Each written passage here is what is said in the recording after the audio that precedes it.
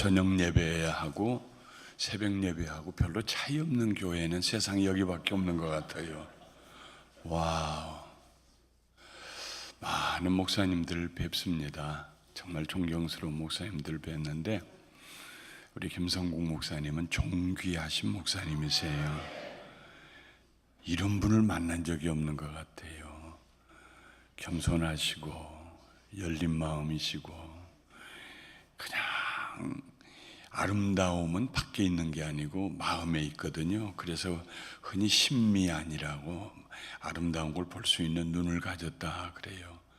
이런 사람 지나가다가도 하고 서서 들에 있는 꽃 하나를 보고도 앉아서 너무너무, 여러분 꽃 한 송이를 30분만 앉아서 쳐다보십시오. 아무리 작은 들꽃 하나도요, 하나님이 어떻게 저렇게 만드셨는가. 꽃잎의 앞의 색깔과 꽃잎의 뒤의 색깔, 그 배분, 조화, 균형 얼마나 신기한지 몰라요. 우리 목사님은 영적인 신미안을 가지고 계셔서 작은 데서도 그냥 보배를 그냥, 우리 목사님 부자이시니까 부자 목사님 모시고 있는 퀸스 장로교회도 부자 성도님들이 계신 줄 믿습니다. 축복이에요. 어떤 사람들은 많은 걸 가지고도 안 가지고 있다고 얽매이고 사는데, 사람이 자유하는 것보다 더 큰 축복이 없어요. 뉴욕으로 오면 늘 새벽 기도를 해야 된다 그러면 아이고 5시에 일어나면은 새벽 2시인데 4시간으로 오늘 아침에도 제가 4시 10분에 일어났거든요. 그래가지고 운동을 하고, 그리고 그냥 아침이 얼마나 좋은지 몰라요. 나는 LA에 이제 산다는 걸 벌써 잊어버렸어요. 왜 그 쓸데없는 걸 기억해가지고 3시간에 얽매여요. 사람들은 옛날 얘기에 얽매여가지고 벗어나지 못해요. 굴레에 얽매여요. 운명의 굴레라고 그러고, 조상 원망하고, 부모 원망하고, 친구 원망하고, 그 지난 거 원망하면 누가 풀어줍니까? 죽은 사람들이 와서 풀어주나요? 예수님이 세상에 오실 때에 이사야 선지자의 말씀을 예언으로 하신 말씀을 인용을 하셨어요. 누가복음 4장 17절 18절에 주의 성령이 내게 임하셨으니 이는 내게 기름을 부으사. 예수님이 하신 일 중에 중요한 몇 가지가 있는데, 그 중에 포로된 자를 자유하게 하고 눌린 자를 풀어놓아 다니게 하시고, 우리 예수님이 우리를 구원하실 때 우리를 자유하게 하십니다. 진리를 알지니 진리가 너희를 자유하게 하리라. 할렐루야. 오늘 아침에 자유하시는 아침이 되시기를 주님의 이름으로 축원합니다. 성경에 보면 하나님께서 자유하게 하신 사람들이 참 많아요. 출애굽의 이스라엘 백성들을 애굽에 종살이 하던 자리에서 자유하게 하신 일부터 시작해서 거슬러 올라가면은 죄의 종이 될 뻔했던 아담과 하와를 은혜의 옷을 입혀주시고 자유하게 하신 일부터 시작해서 수많은 사람들이 사울 왕의 억눌림에서 다윗을 자유하게 하시고, 미디안의 억눌림에서 기드온을 앞세워서 이스라엘 백성들을 자유하게 하시고, 수많은 자유하게 하신 일들이 기록이 되어 있습니다. 오늘 아침에 우리가 읽은 말씀, 한 여인이 하나님의 은혜로 자유하게 된 이야기입니다. 야곱이 에서의 형 에서를 피하여서 외갓집으로 도망을 갔어요. 외삼촌 라반이 사는 집으로요. 하란 땅에 가서 우물가에서 처음 만난 아름다운 처녀를 만났는데, 그게 사촌 여동생입니다. 라헬입니다. 라헬이 양떼를 가져와 저녁낮에서 이제 물을 먹이고 그리고 돌아가야 되는데, 왜 물을 안 먹이냐 그러니까 사람들이 와야 우물에서 돌을 뚜껑을 열고 그리고 물을 먹인다고 야곱이 도와서 해서 일찍 물을 먹이고 들어옵니다. 혹시 이 동네에 라반이라고 아느냐? 우리 아버지인데요. 우물에서 사촌 여동생을 만났어요. 그러니 사람이 처음 만난 사람이 중요합니다.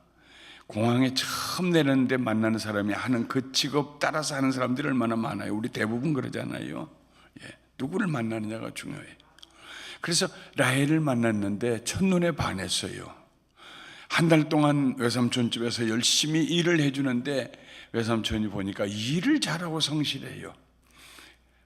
조카를 불렀어요. 아무리 네가 조카지만 공짜로 일을 시킬 수는 없지 않겠느냐. 내가 너에게 웨이지를 싹을 어떻게 정해주면 좋겠느냐.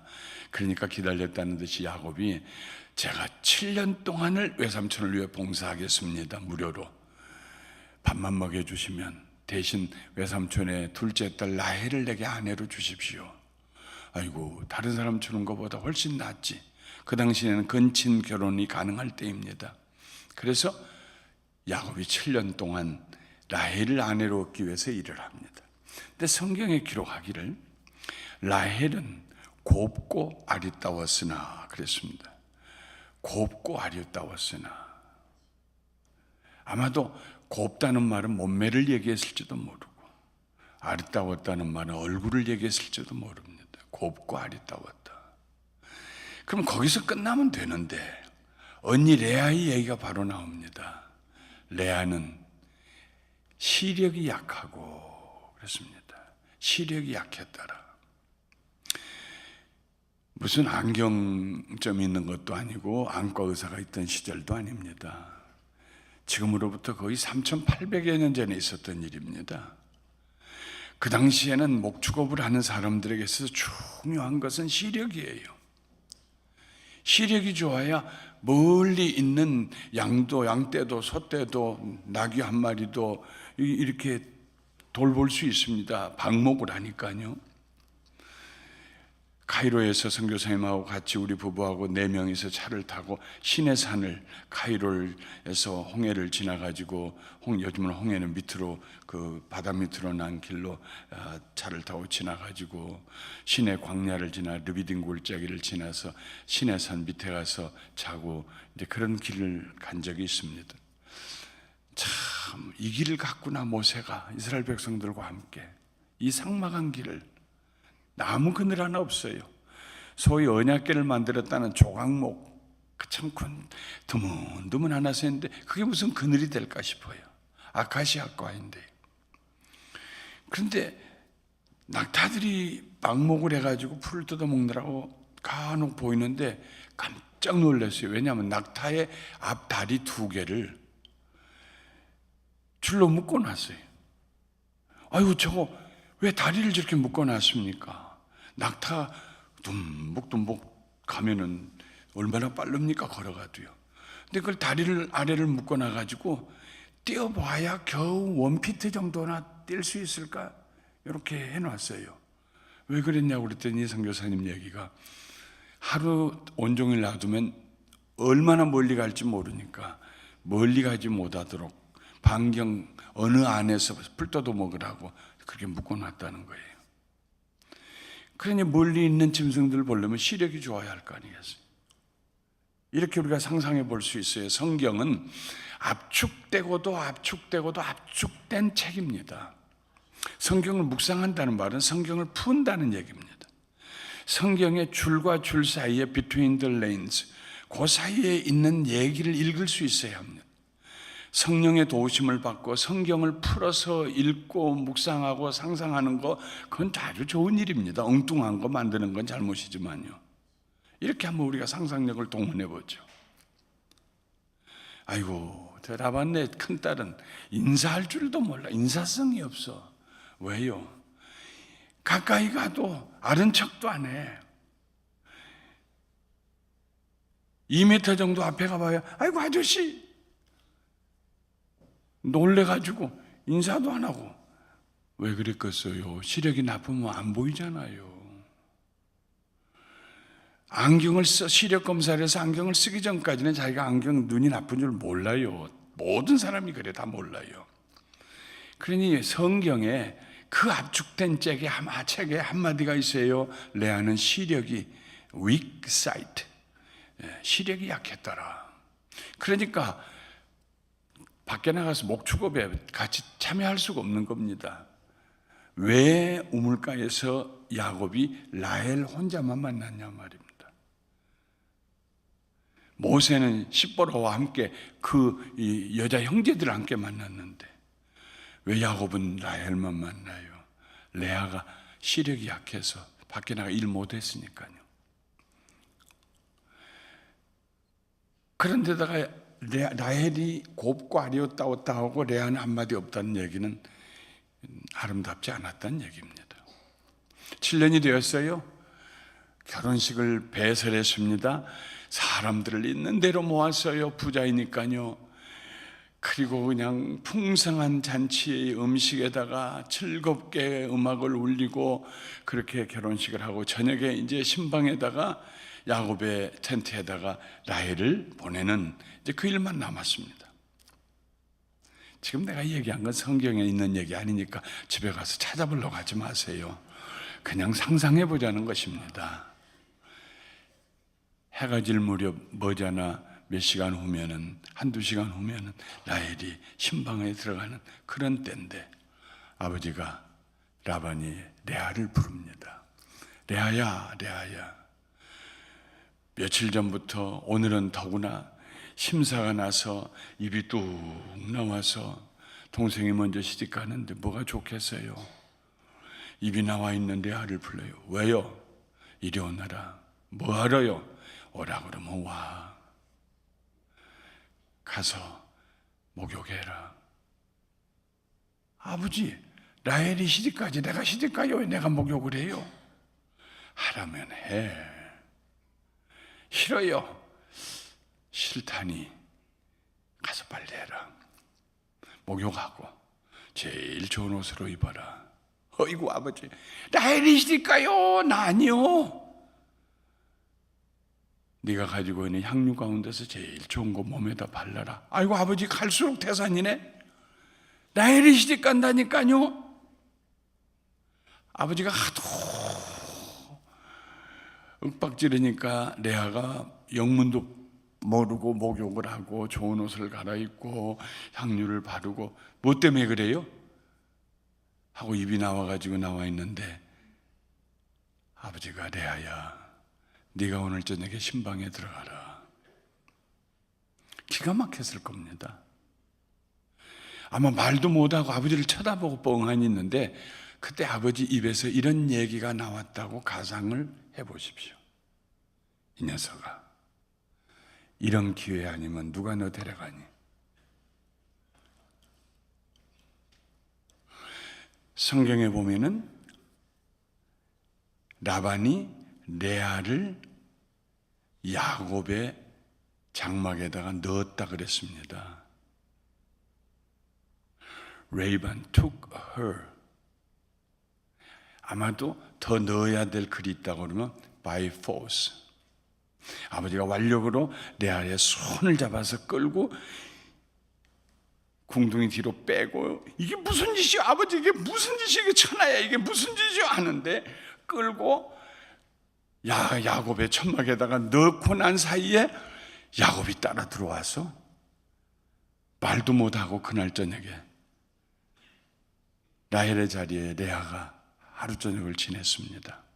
아침에 야곱이 일어나 보니까는 기겁을 하고 놀랐어요. 성걸음에 삼촌에게 달려가서 외삼촌, 삼촌, 내가 라헬을 위해서 7년 봉사했는데 왜 레아를 보냈습니까? 그때 외삼촌이 말합니다.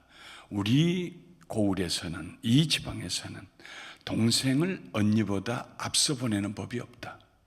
7일 동안 레아와 함께 신방을 꾸며라. 그런 다음에 내가 라헬을 다시 들여보낼 테니까 7년 네가 나 더 봉사해라. 그렇게 해서 언급결에 야곱이 아내가 둘이 되었습니다. 훗날에는 두 아내의 여종들까지 후처들이 되어서 아내가 넷이 되었죠. 근데 생각해 보십시오. 레아의 입장이 돼 보십시오. 사람 살 맛이 나겠습니까? 이걸 남편이라고 불러야 합니까? 사촌 오빠라고 불러야 합니까? 여동생의 남편을 가로채고 들어왔습니다. 본인이 그랬나요? 내 인생 망가뜨린 사람은 내 아버지다. 얼마나 많은 자녀들이 아버지에 대해서 원망을 갖고 인생을 삽니까? 아버지에 대해서 원망이 얼마나 심했겠어요. 아마 극단적인 아버지에 대한 미움이 극단적인 자리까지 갔을 거예요.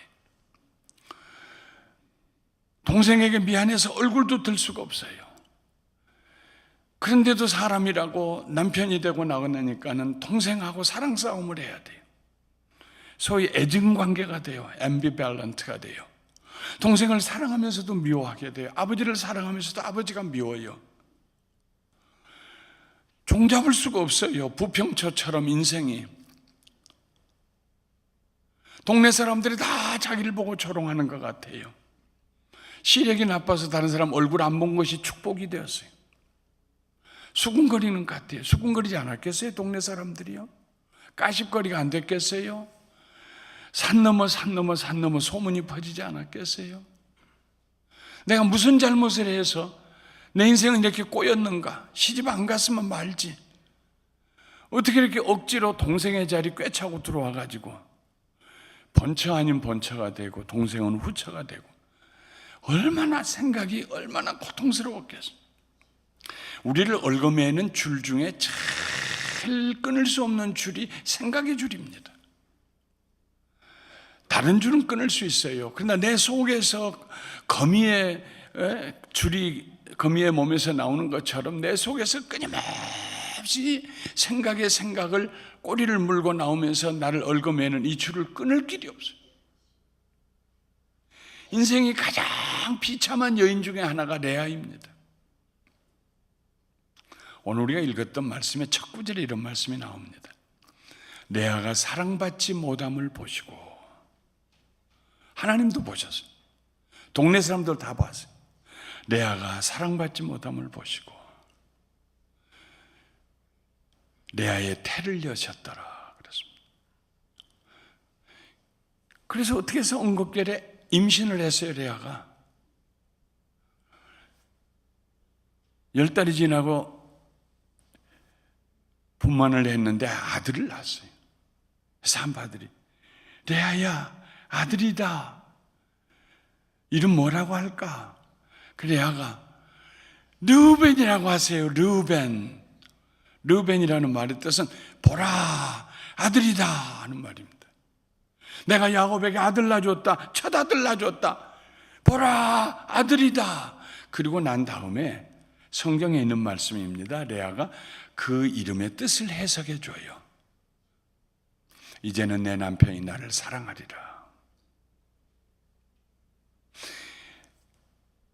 어쩌다가 자기 천막에 들어오면은 가늘 가시방석에 앉아있는 것처럼 그냥 좌불안석하다가 라헬의 천막으로 휙 가고 하는 그 남편 야곱, 난 사랑받지 못하는 사람이다.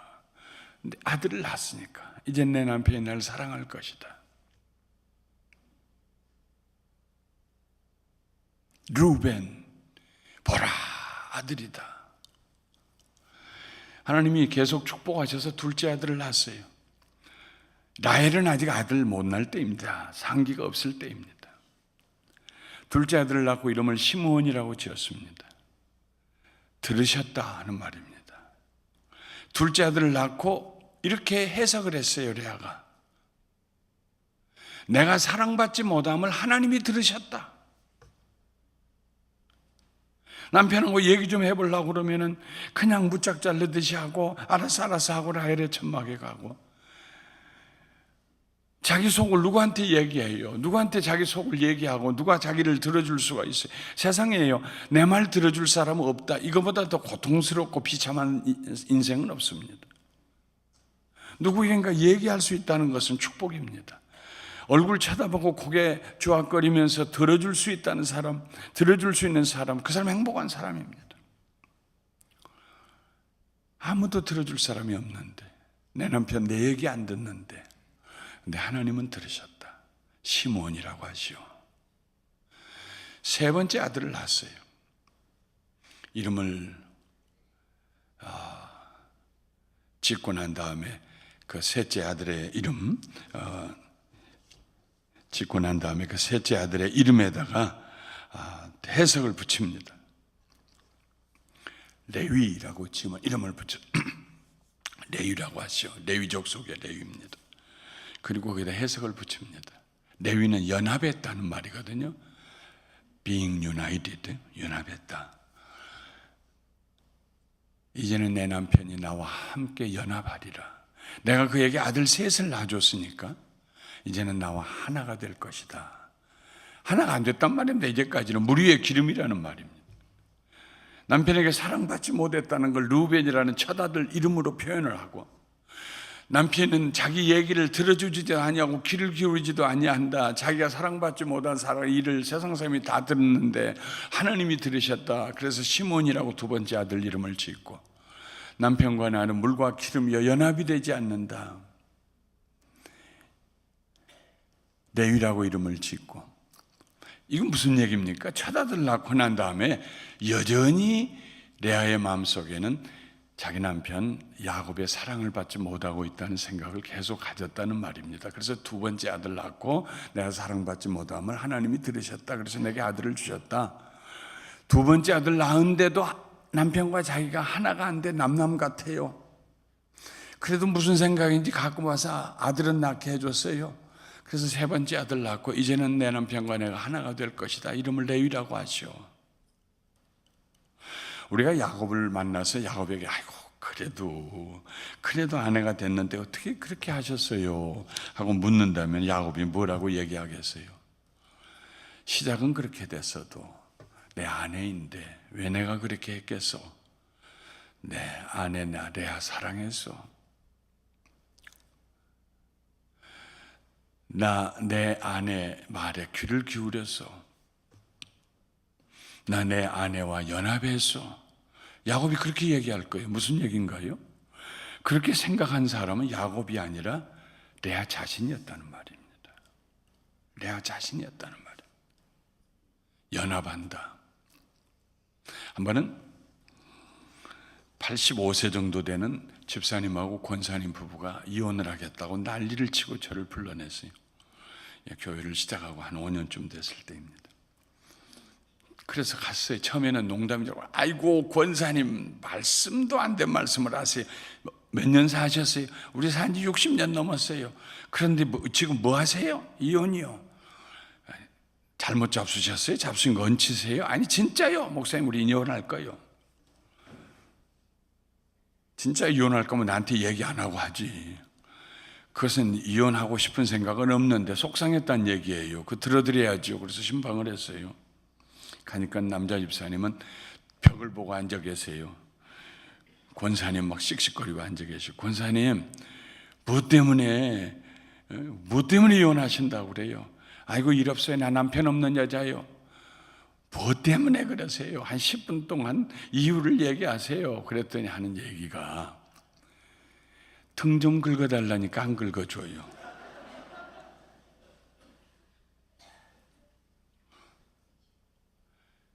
하루 세끼 밥에 대고 이 나이에 남편 이제까지 살고 자식 낳아주고 이제까지 고생하고 살고 속상해도 다 품고 살고 했는데 이 나이에 나이가 들면 이 살갗이 건조해져 가지고 가려워지잖아요. 등 좀 긁어달라는데 영감탱이가 안 긁어주고 내가 왜 고생해요? 80대 중반 돼서 이혼할 거예요. 그래서 제가 집사님 좀 긁어드리지 그러셨어요. 얘기를 했더니 어떤 젊은 분이 저한테 목사님 쉬운 방법이 있는데요. 뭐요? 요즘 효자손 싸게 사는데요. 긁어주는 효자손이 있대요. 사람이 효자손 살 수 없어서 그랬겠어요? LA에서? 남편이 등 긁어주는 것으로 사랑의 표현인데 그 좀 긁어주면 무슨 잘못됩니까? 사람은 연합하고 싶은 거예요. 어려서 태어나서 엄마 가슴에 붙어서 연합하는 것부터 시작해서 케미칼이 생겨나가지고 젊은이들이 만나 결혼하고 연합을 하고 자녀들이 다 자라서 떠나고 엠티 네슬이 돼서 빈 둥지가 됐을 때 그때 우리는 과연 내 남편하고 나하고 하나가 됐나 의심하기 시작합니다. 중년의 위기입니다. 더 따뜻하게, 더 손잡고, 더 따뜻한 말 나누고. 둘 사이에 누가 들어옵니까? 등 긁어주며 살아야죠. 근데 레아는 그런 느낌이 없었어요. 아들 셋을 낳으면서 날 때마다 그 가슴 속에 있는 한을 말했어요. 사람이 한에 맺히면요, 아무도 그 한을 풀어줄 수가 없습니다. 한은 남이 풀어주는 것이 아닙니다. 어느 민족에, 특별히 우리 한국, 대한민국의 백성들은요, 한에 잘 맺히는 분들이요. 옆집에 할머니가 누에를 쳐가지고 비단실 이렇게 명주실을 뽑는 그런 일을 하셔서 조그마한 양푼에다가 물을 끓이고 밑에다가 불을 떼면서 누에 고추를 거기다 넣어가지고 뽑아가지고 이걸 돌리면서 명주실을 뽑는데 한참 길게 뽑고 나면은 맨몸이 나오잖아요. 번데기가 나오잖아요. 그래서 그게 얼마나 맛있어요. 따끈따끈한 거 그냥 입에서 탁 들어가면 주스가 우유처럼 탁 나오는 거. 그래서 그거 얻어먹느라고 옆에서 아양을 떨고 할머니하고 옆집 할머니 그랬던 할머니인데, 한 번은 좀 또 오늘 명주 그거 뽑는가 누에를 하고 가봤더니 툇마루에 앉아 계세요. 추운 겨울입니다. 갑자기 저고리를 확 벗어던지는 거예요. 노인, 그다음 80 가까이 되신 노인의 그냥 축 늘어진 저 가슴을 그냥 확 이렇게 하면서 그 추운 겨울에 가슴을 치면서 불이요 불, 내 속에 이 불덩어리, 그 추운 겨울인데 뜨겁대요. 그래가지고 이해를 할 수가 없었어요. 7, 8살 먹었을 때 저 할머니는 속에 화롯불이 있는가 보다. 뭔가 그 남편 때문에 한이 맺혔을지 모르죠. 옛날 시절 시어머니 때문에 한이 맺혔을지도 모르고. 그 당시에는 행복한 집이었는데 내 속에 불덩어리. 한이 맺히면요 풀리지 않습니다. 별일을 해도 나라가 막 그냥 금덩어리를 갖다 안겨줘도요 한 안 풀립니다. 한은 밖에서 다른 사람이 푸는 게 아니라 스스로 풀어야 돼요. 예수님을 만나면 예수님의 그리스도의 영이 우리에게 임재하시면은요 억눌린 자를 자유하게 하시고 포로된 자를 자유하게 하시고 풀어놓아 다니게 하시는, 나사로 죽어서 똥꽁꽁 메어서 무덤에 넣어놨던 나사로 예수님이 하시면 풀어놓아 다니게 해라. 예수님 믿는 모든 사람들이 체험하는 공통적인 체험은 풀어놓아 다니는 것입니다. 레아가 4번째 아이를 임신했습니다. 그리고 난 다음에 레아가 그 아이 이름을 유다라고 붙였어요. 유다라고 하시오. 왜 유다라고 했어? 유다라는 말은 찬양한다, 감사한다 이런 얘기입니다. 유다가 그렇게 레아가 말합니다. 이번에는 하나님을 찬양하겠습니다. This time I will praise the Lord. 이번에는 주님을 찬양하겠습니다. 지긋지긋한 거, 풀려지지 아니하는 거, 아버지 때문에 억지로 강제적으로 야곱의 천막에 들어와서 강제적으로 아내가 되고, 내가 아내인지 아닌지 자기 정체성을 알 수 없이 아들 셋 낳으면서 첫 아들 낳았으니까 이제 나 사랑할 거야. 여전히 난 사랑받지 못한다고 느껴요. 둘째 아들 낳아주고, 근데 내가 사랑받지 못하면 하나님도 들으셨으니까 이 원통함이 풀어질 것이다. 여전히 똑같아요. 셋째 아들 낳고 레위, 내 남편이 이제는 내가 아들 셋 낳아줬으니까 나와 연합할 것이다. 여전히 물 위에 기름이에요. 4번째 아들 낳고 어디서 그런 지혜가 생겼는지 몰라요. 어디서 그런 결단력이 생겼는지 유다라고 하십시오. 이번에는요, 나는 하나님 찬양할 것입니다. 시선을 남편에게서 돌려요. 자기 인생을 망가뜨리고 구겨뜨려놓은 아버지에게서 돌려요. 미워할 수도 사랑할 수도 없고 경쟁할 수도 없고 그렇다고 아무렇지도 않지도 않는 그 라헬과의 관계에서 레아가 시선을 하나님께로 돌려요. 난 이제 하나님을 찬양할 것입니다. 그 다음에 우리가 오늘 읽었던 29장 35절의 마지막 절에 이런 얘기가 나옵니다. 그가 아들을 낳고 이름을 유다라 하면서 이제는 내가 주를 찬양하리라 하였더니 그의 태가 닫혔더라 하는 거죠. 태가 열린 이유는 하나님이 레아가 사랑받지 못함을 보시고, 난 사랑받지 못한다고 슬퍼하는 것을 보시고, 한에 맺혀 있는 것을 보시고 하나님께서 레아의 태를 열어주셨어요.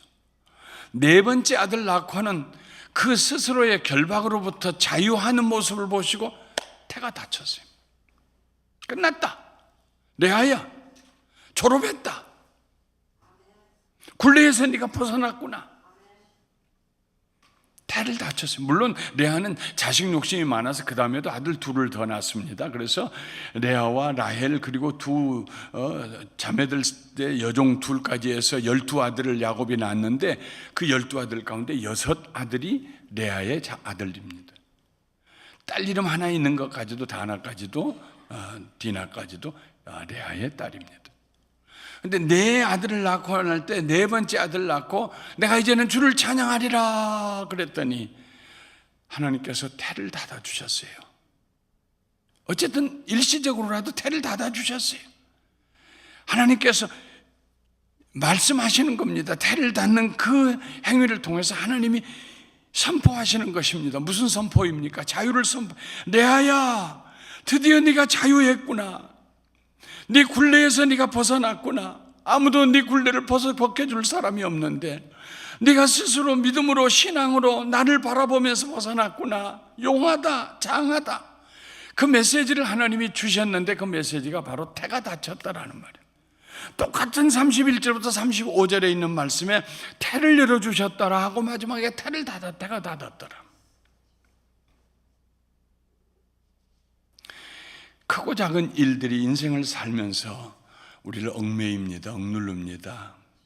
족쇄를 채웁니다. 실패의식.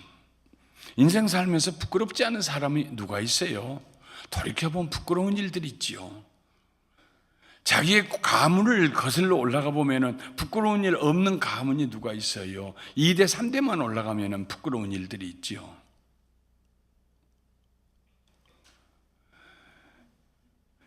학교에서 밤낮 1등한 사람은 자유합니까? 1등 해야 한다는 것 때문에 늘 얽매이고 어쩌다 2등 내려가면 그게 상처가 되고 사람들이 다 얽매여 있어요. 남편에게 사랑받으려고 애를 쓰는데 양이 차지가 않아요. 아내에게 존중 여김을 받고 싶어서 하는데 나이가 들어가고 아내가 40이 지나고 50이 되니까 아내 입에서 나오는 말이 얼마나 날카로운지, 턱에 구멍 났어요. 왜? 새로 사준 넥타이가 밥만 먹으면 이렇게 흘려요. 야, 남편이 그 말 들을 때는요, 누구한테 얘기도 못하고요, 이게 왜 자꾸 내려오냐, 이게 왜 흐르냐. 그렇다고 부인들이 뭐 남편을 무시하느라고 하는 얘기는 아닙니다. 심리학자들이 그래요. 여성들이 나이가 들어가지고 50대, 40대 중반의 갱년기를 지나고 나면은 여성들에게는 남성 호르몬이 더 많이 나오고, 남성이 사춘기를 지나서 남성들도 사춘기 합니다. 갱년기 지납니다. 지나고 나면은 여성 호르몬이 나와서 남자들은 아무 일도 아닌데도 그냥 잘 이렇게 삐치고, 여성들은 그냥 막 해대고, 사는 거 힘들어요.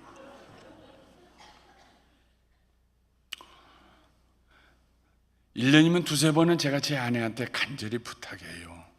여보, 당신은 너무너무 아름답고 말도 아름다운데 근데 어떨 때는 가끔 좀 날카롭게 찌를 때가 있다. 내가 언제 그랬어? 우리 부드럽게 살자. 툭 내뱉듯이 얘기하지 말고.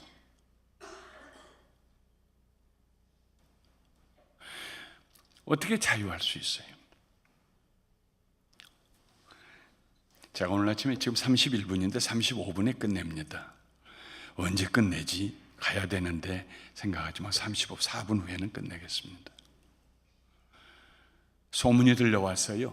오래전 얘기입니다.